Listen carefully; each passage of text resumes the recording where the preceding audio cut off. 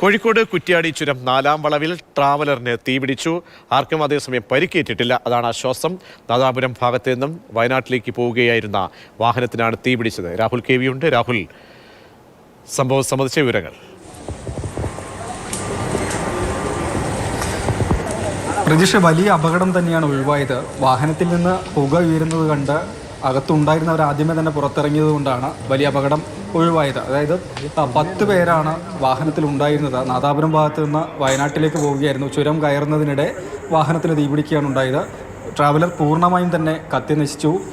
വിവരം അറിയിച്ചതിൻ്റെ അടിസ്ഥാനത്തിൽ നാദാപുരത്ത് നിന്ന് ഫയർഫോഴ്സ് ഉദ്യോഗസ്ഥരെത്തിയാണ് പിന്നീട് തീകെടുത്തിയത്. പക്ഷേ അതിനു മുൻപ് തന്നെ വാഹനം ഏറെക്കുറെ തന്നെ കത്തി നശിച്ച് പോയി എന്നുള്ളതാണ്.